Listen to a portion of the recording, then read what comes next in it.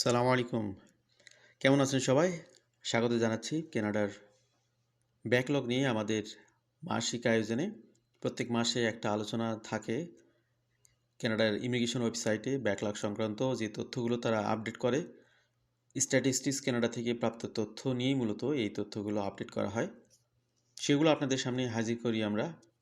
আপনারা যারা বিভিন্ন ক্যাটাগরিতে আবেদন করতে যাচ্ছেন বা আবেদন করে ওয়েটিংয়ে রয়েছেন, যাদের অ্যাপ্লিকেশনগুলো কানাডার ইমিগ্রেশন ওয়েবসাইটে নির্ধারিত যে সময় দেখাচ্ছে সেই সময়ের মধ্যেও প্রসেস হচ্ছে না, সেগুলোকে অ্যাকচুয়ালি ব্যাকলগ বলা হয় বা সেগুলো ব্যাকলগে আছে, এমনটাই কানাডা ইমিগ্রেশন ডিপার্টমেন্ট বলে থাকে। প্রকৃতপক্ষে 80% অ্যাপ্লিকেশন যে সময়ের মধ্যে প্রসেস হয় সেগুলোকে বলা হয় স্ট্যান্ডার্ড টাইম। 20% অ্যাপ্লিকেশন ব্যাকলগে থাকবে বা প্রসেস হতে যে সময় লাগে সেগুলোকে অ্যাকচুয়ালি ব্যাকলগ বলা হয়। তো অনেকেই অধীর আগ্রহে ওয়েটিংয়ে থাকেন তার রেজাল্টটা কবে আসবে। বিশেষ করে স্ট্যান্ডার্ড টাইম পার হয়ে গেলে অনেকে এটা নিয়ে ভয় পান যে আদৌ তার অ্যাপ্লিকেশনটা প্রপার ওয়েতে হয়েছে কিনা। হ্যাঁ, সেই ভয়টা আপনার থাকাটাই স্বাভাবিক, সে ভয়টা রাখতে হবে। কারণ আপনারা যেন তেন পদ্ধতিতে আবেদন করলেই ভিসা হবে তা কিন্তু না। স্ট্যান্ডার্ড পদ্ধতিতে আবেদন করতে হবে, তারপরও আপনার আবেদনটার প্রসেসিংয়ের কাজগুলো ব্যাকলগে চলে যেতে পারে। এটা অস্বাভাবিক কিছু না। বিভিন্ন কারণে মূলত ব্যাকলগ হয়ে থাকে। দেখা গেল যে অ্যাপ্লিকেশন ভলিউম অনেক বেশি, ইমিগ্রেশন অফিসারদের যে ক্যাপাসিটি তার তুলনায় অধিক পরিমাণে প্রেশার, কাজের লোড বেশি থাকলে তখন সেই কিছু অ্যাপ্লিকেশন ব্যাকলগে চলে যায়।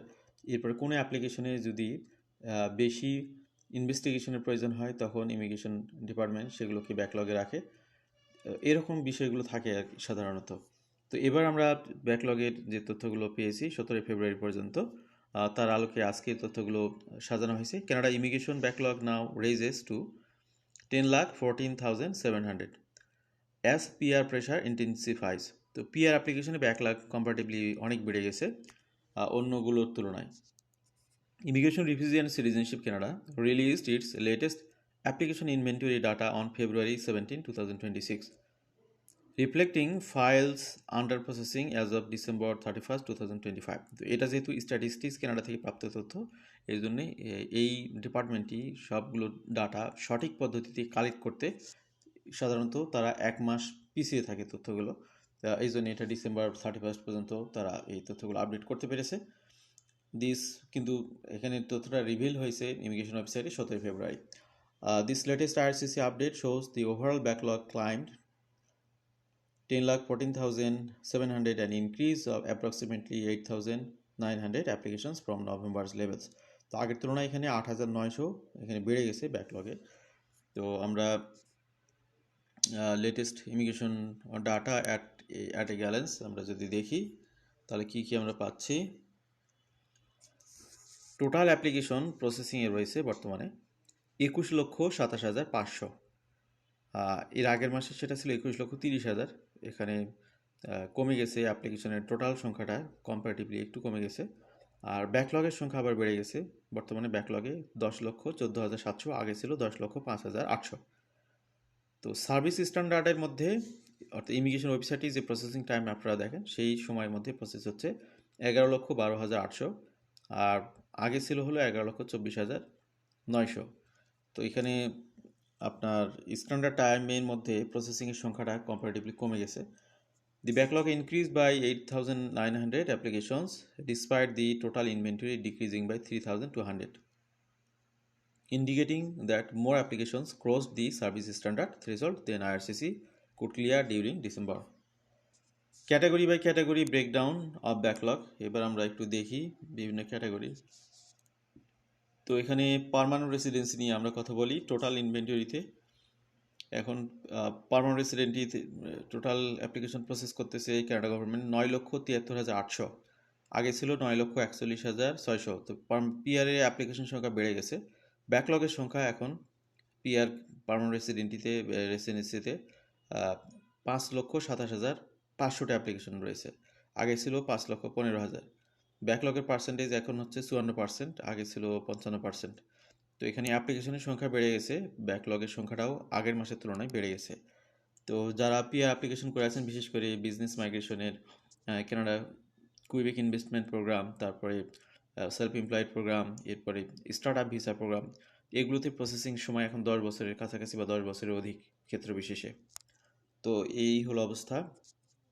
The permanent resident backlog increased by 12,500 applications in December, rising from 515,000 to 5,27,500, এগুলো তো আমরা দেখলামই। এবার আমরা আসি টেম্পোরারি রেসিডেন্ট ব্যাকলগ নিয়ে কথা বলি। টেম্পোরারি রেসিডেন্টে এখানে আগের তুলনায় একটু ইমপ্রুভমেন্ট ঘটছে। টোটাল ইনভেন্টরিতে টেম্পোরারি রেসিডেন্ট বলতে visit visa, study permit, work permit, এই সংখ্যাটা, যেটা আগের মাসে ছিল 9,42,000, এই অ্যাপ্লিকেশন সংখ্যাটা কমে গেছে টোটাল।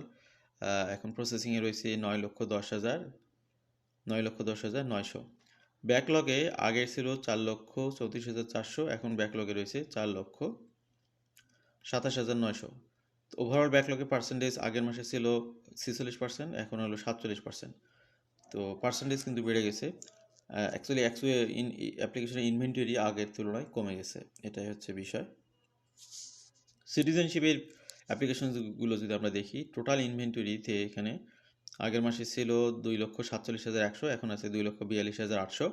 ব্যাকলগে আছে, আগে ছিল 56,400, এখন আছে 59,300। ব্যাকলগের পার্সেন্টেজ আগে ছিল 23%, এখন 24%। তারপরে সিটিজেনশিপের বিষয়গুলো আমরা দেখলাম।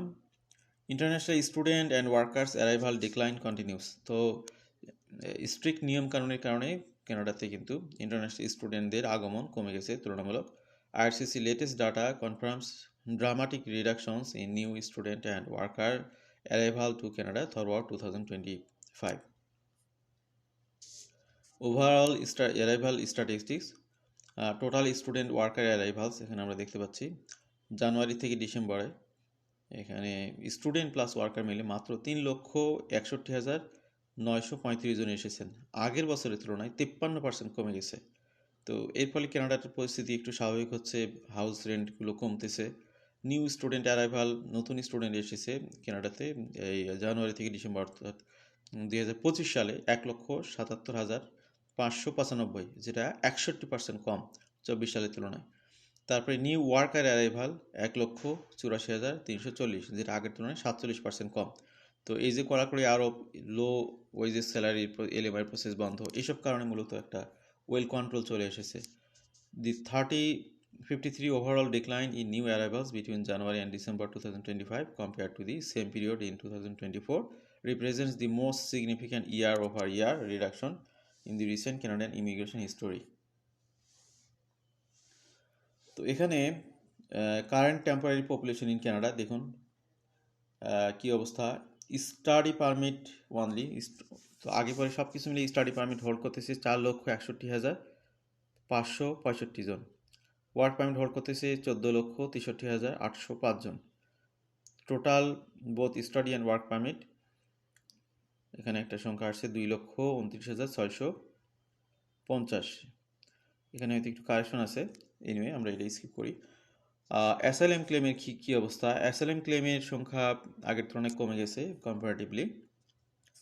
এখানে অ্যারাইভাল ক্যাটাগরি টোটাল ক্লেমস 2025 সালে জানুয়ারি থেকে ডিসেম্বরে অ্যাসাইলাম ক্লেমের এখানে টোটাল ক্লেম করেছে 2,26,135, আগের বছরের তুলনায় 34% ডিক্লাইন হয়েছে। এটাও কানাডা গভর্নমেন্টের জন্য একটা স্বস্তির নিঃশ্বাস, কারণ প্রচুর পরিমাণে অ্যাসাইলাম ক্লেম হচ্ছিল, সেগুলো প্রসেস করতে গভর্নমেন্ট হিমশিম খাচ্ছিল এবং এই কারণে অনেক ধরনের রেস্ট্রিকশন চলে এসেছিল বিভিন্ন অ্যাপ্লিকেশনে। তো পার্মানেন্ট রেসিডেন্সি এখানে সবচেয়ে বেশি চ্যালেঞ্জিং ইস্যু চলতেছে, এখানে সংখ্যাগুলো অনেক বেশি, কিছু কিছু ক্ষেত্রে তো ব্যাপক বেড়ে গেছে, আপনারা জানেন, যেগুলো আমরা কথা বলেছি অলরেডি।